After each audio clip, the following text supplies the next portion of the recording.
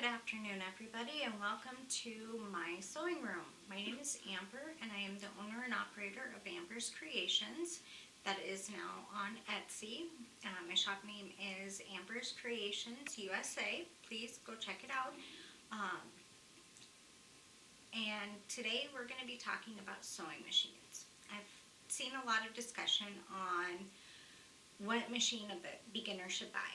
And while I have no definitive answer one way or the other, I do have my two sewing machines that I have used.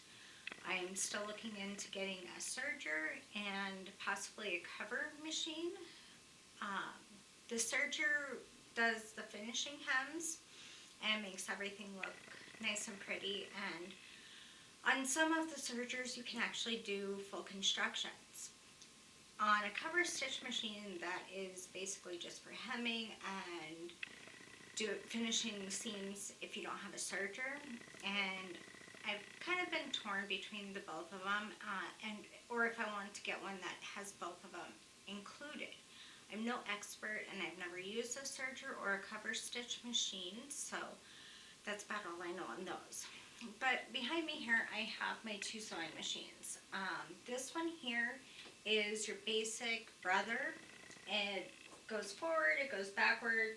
You can do zigzags or straight stitches and buttonholes, although it does not have a specific stitch setting for buttonholes. I haven't figured out how to ever do them on this one, but I know you can sew on buttons and that sort of thing as well. This particular machine has a bottom bobbin holder, which means it goes in the bottom here and up, and it's enclosed by this little door here. And then if you're not doing anything round, you can put this extra shelf on here. And let me zoom in here a little bit, give you a better view of that.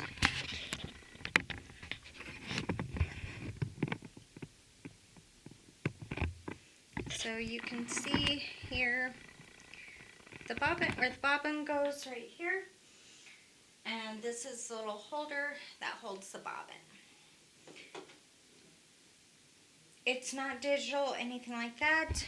You have to use a foot pedal, and to make it go forward and or back, you use this right here on the floor. You push it down and regulate the speed that way, which is fine.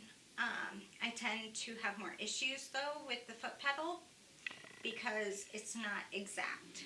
I can't definitively say how fast I'm going.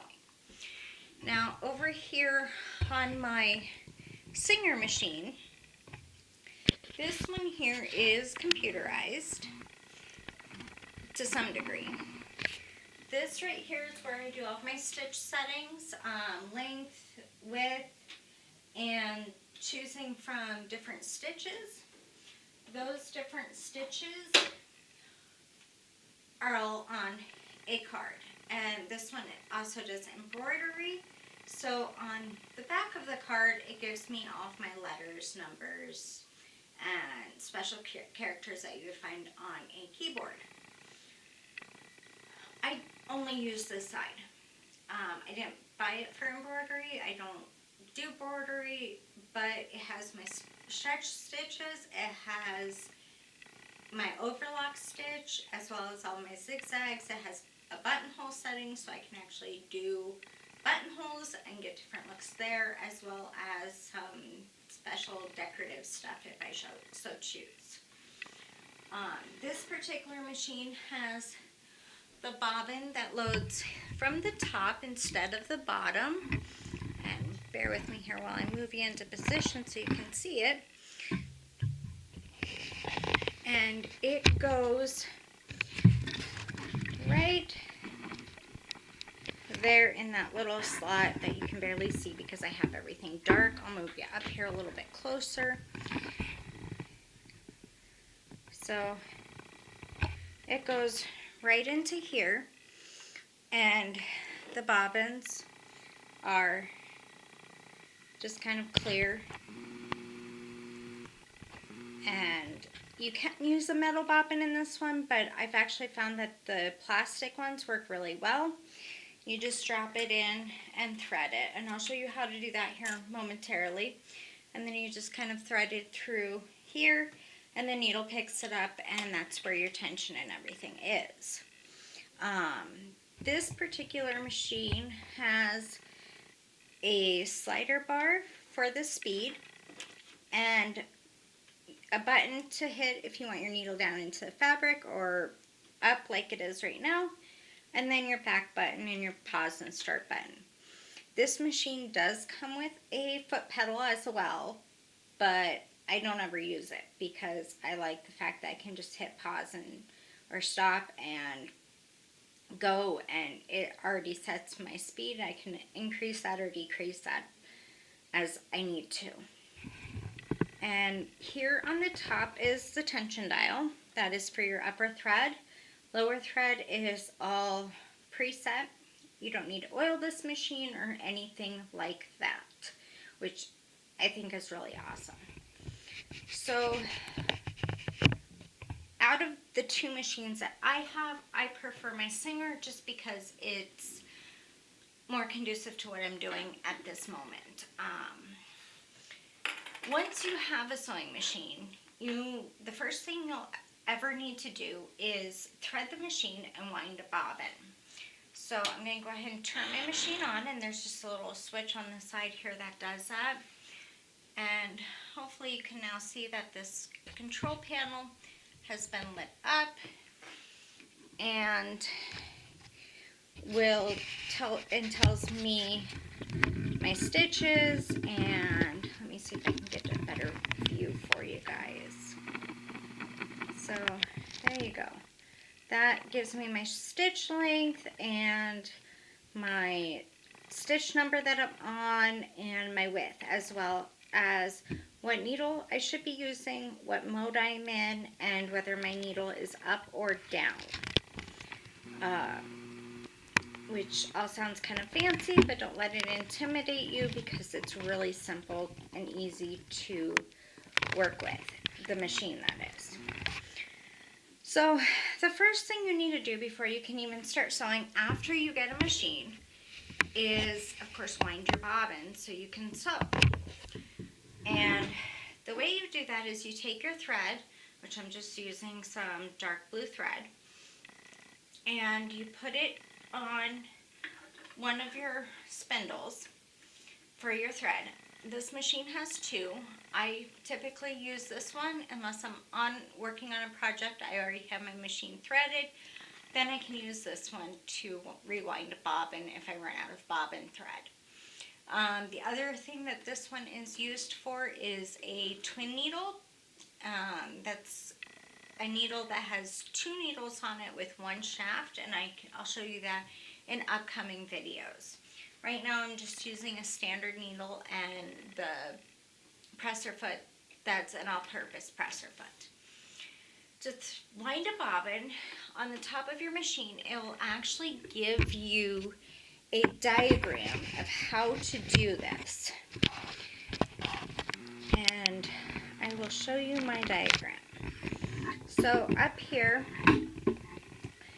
it is showing me to go through this notch here, and then around this, going this way, and come up over the top, and have it go to this point here. These blue, mine is blue color for my bobbin winding. So once I thread it through a little hole in the bobbin, I then take and put it down onto this bobbin spindle and push it this way with the bobbin on it so it can wind. And that puts my machine down here in bobbin winding mode. So I will show you this process from start to finish here. And if you have any questions later on, ask, and I'll be more than willing to help you. So we're going to take, just like this little diagram up here showed, we're going to take your thread. I hold it on two sides where it can be taut, and then I just clip it under just by putting it underneath. It's a little hooky type thing. And then I pull it towards me, go around front to back, and then pull it this way. This is going to put tension on the string while it, or on the thread while it winds. And I'm just going through my hole in my bobbin here, like so. Maybe. This is the hardest part, I tell you. I'll just kind of shove it, maybe. Okay, so let me get my scissors, and I'm going to have to cut it, just like kind of threading a needle. I just cut a little piece off because that obviously didn't want to go in. And then I'm going to just thread it like so. Maybe. And you want this, and then I stick the bobbin up and on that spindle, and you want this top thread to be long enough where you can hold on to it so it doesn't get sucked down into the bobbin as it winds. And then I am going to push that over. Now I'm in bobbin winding mode here, and I will show you that picture on the bottom on my menu here. You can see right here it shows a little bit of a little bitty bobbin picture. That tells me I'm ready to wind my bobbin and my needle is not going to move at all. And so I will zoom back out so you can see what I'm doing. All right. So again, we'll just hold on to this nice and tight. I wrap it around my finger once or twice like that, and then just kind of hold on to it. And on this machine, you are going to have that little start go lever that does my speed. I'm going to take and make sure that gets moved as the bobbin starts winding. And I'll zoom out a little bit more so you can kind of see what I'm doing here. Okay. So I'm going to hit my start button, which will start the bobbin winding. And I'm going really slow right this second because I want this first layer or two to make sure it's really up and down on that bobbin. And then I'll slowly increase it. And the thread ends up breaking from tension. And I let that wind until it is full, and this is about the only time I use my full speed is during bobbin winding. Alright, when it gets low, I will shut it off like that. Just hitting that stop, pause, play button. Now you can see I did not make the bobbin 100% full. I just went until it's almost touching that white piece. That is called what I call it a bobbin stopper. It won't actually stop the bobbin, but that's how you know it's full enough for your machine. And each machine has one. On this machine, it's right there. And that one's a little bit different, just because it's a little bit different machine in a different company. On this machine here, you've got the same guides as far as winding a bobbin, except the pictures look a little different because, like I said, it is a different machine company. So on this one, you would start with your bobbin or your thread here, and then you would take the string and wind it through this piece here and up and around like it shows.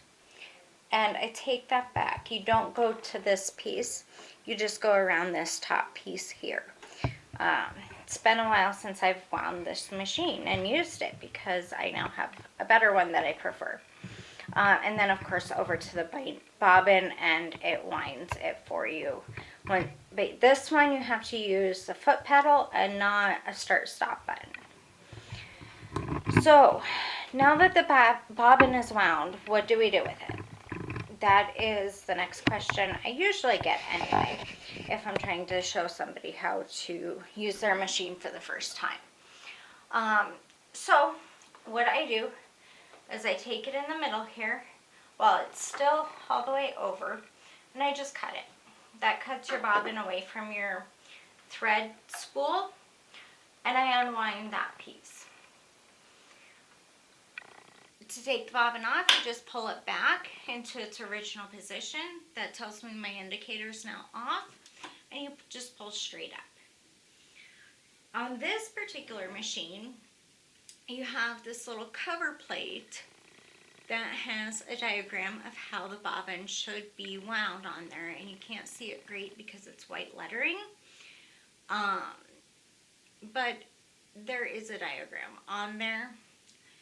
This one tells me by the dashed lines that it should be, the thread should be coming off the bobbin in a counterclockwise direction. So when I hold it up and I go to pull, I want it on my left hand side because that's counterclockwise. So I'm going to make sure that it is running counterclockwise before I ever put it in my machine. And I usually just kind of set that down like so. And unless I'm doing something else, I typically start it here and then I will move it. You don't need a whole long tail, you just need enough to get it through the guides. So I'm going to pop that in right here, and that's called a top set bobbin.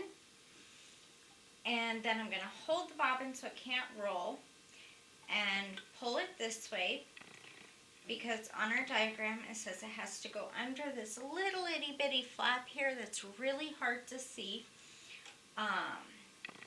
and then up and around, and there is an arrow originally. I think it's worn off, so many uses, but keep the thread tight as you go all the way around this guide, and it'll work out so much better for you.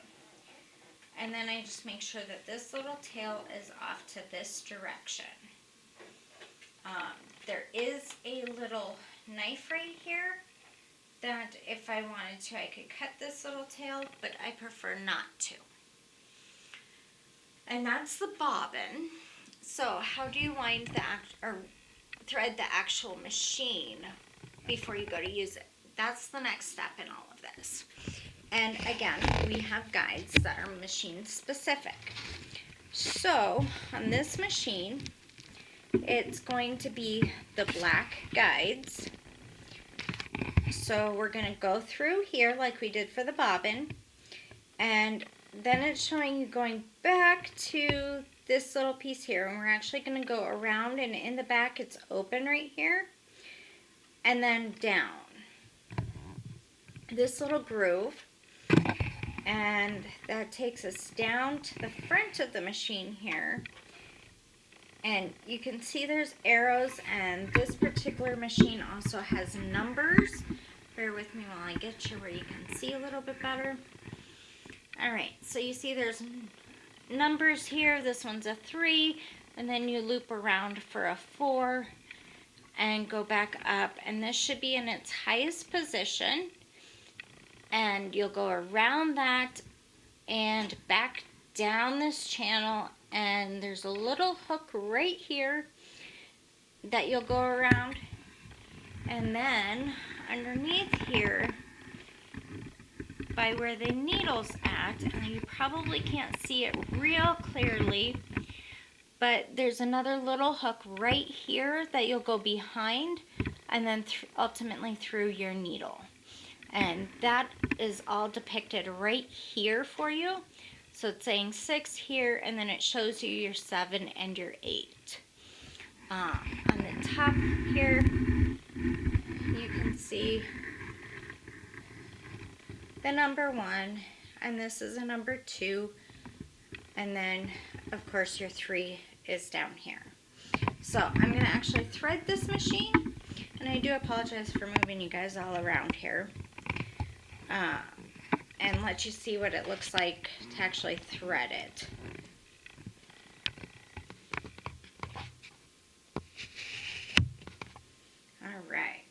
So we're going to take this thread, and we're already through the number 1 here. So I'm going to take it back and forward. And hopefully you can see where I'm at on that thread. Let's see if I can zoom you in a little bit.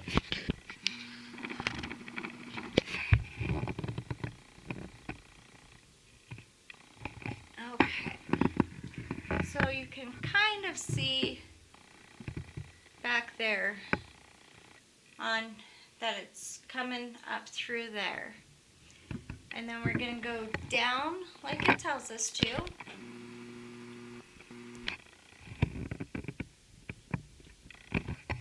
So we're going to have it right down this groove, like so, and that puts it into the upper tension discs in between them. And then we're going to go up and around, and then up around this thing, and down, and this is actually called a take-up lever, and then around my number 6 and my number 7.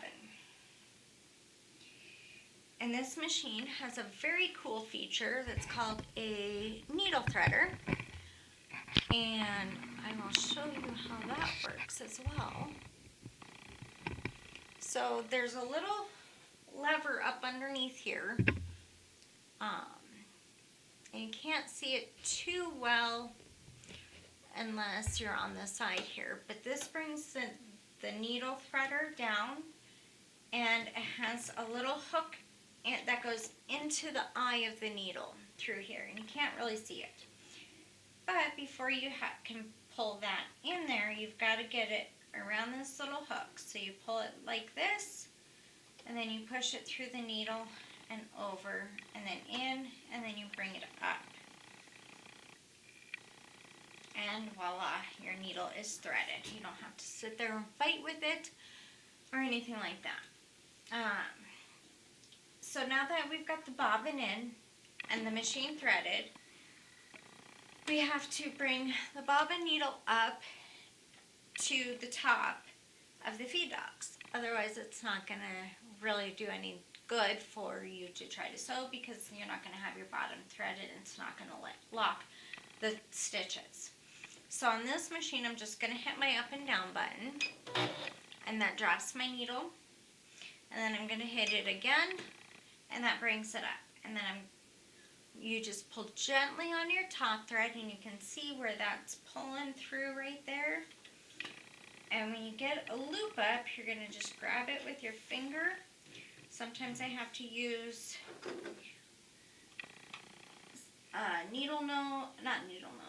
tweezers. But you should be able to just grab it and pull. And then I always make sure it's pulling correctly, which there's a little string down here or the thread goes over the top of the bobbin, and that's how I know it actually pulled up correctly. Then I just pull some more out just so I can have some nice long tails. Before I ever start a stitch, after I get my fabric and everything under, you drop your presser foot and you hold on to these as you start sewing so they don't go back into the machine, and then you have issues. For the Brother machine, it has a similar set of instructions as far as threading. It's just not numbered quite as well. If you happen to have a machine that has a bottom load bobbin, like my Brother, you will see that it actually goes in kind of like a casing, and that casing has a tension setting in there, as well as on the bobbin case itself, that tells you exactly, it doesn't tell you, it tells the machine that all the tension is correct. And I'm just going to grab a bobbin here. So you've got, let me get it over this way here. You got a bobbin that has some thread because you've already threaded it. And on most of these types of bobbins, with these bobbin holders, it's also going to have somewhere a diagram that shows you how to actually put the bobbin in. If you needed to oil it or anything like that, it kind of gives you that diagram. And I'm sure there is another diagram in there, but most of these types of bobbins with these types of bobbin holders go in a counterclockwise direction as well, if I'm remembering correctly. So again, you make sure that it's going in the right direction, and you put it inside the bobbin case like this. And there's a groove here, and it goes under this plate for the tension. So you just kind of, let me get it where you guys can see. Yes. Okay. So what I did was I just put it inside this bobbin case, like so. It just drops right on in there. And then there is a little notch right here that you will pull your thread through, and then pull it this direction around into this groove. And then you just pull a little bit up and make sure it's going. This little tab here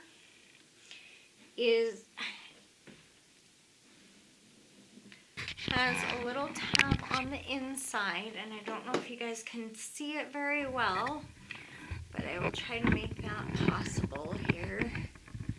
Sorry about all the moving, guys.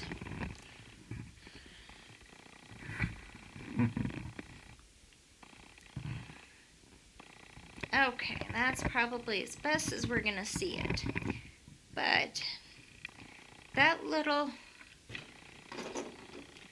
this right here, see, right here, is gonna go in to right about here. And clip in on this spindle. So I'm going to make sure it's still going the same way, and it just gets pushed, and it just gets pushed right on in, like so. So that's how you load that, and then you bring up the thread in a similar fashion to the one I showed you, except you have to turn the hand wheel on this machine because it doesn't have a start-stop button. The next question I get asked, so what type of needle do I need? Well, that depends on a lot of what fabric you're using and that sort of thing, as well as the stitch that you need to use for that fabric. So I will definitely go into that another time, because that gets to be a more complex and in-depth discussion. So I will go over needles and sewing machine needles and what goes best with what fabric in a later video. Probably in the same one, I go over different types of fabrics so we can kind of mesh those two together. Which one of these is better is kind of up to you. I prefer the Singer just because I can set my speed a little bit easier and more controlled than the Brother. Brother's good for a very basic beginner that just wants to sew straight stitches or zigzags and doesn't want to do a whole lot with knit or anything like that. Not saying that you can't do knit fabric on it, it's just a little bit easier on this one I found, where I can actually control the speed really well versus having my own foot that controls the speed, because I don't know how to do that with my feet, evidently. Which is why I got this machine. in the first place is because I was working with a lot of knit fabric. If there's any other questions that you have, please feel free to leave it in the comments below. If you have not already done so, please subscribe to my channel and hit the like button and the little bell for notifications. I will be happy to answer any questions, and you can check out my shop on Etsy at Amber's Creations USA. Thank you guys and have a wonderful day. Until the next time.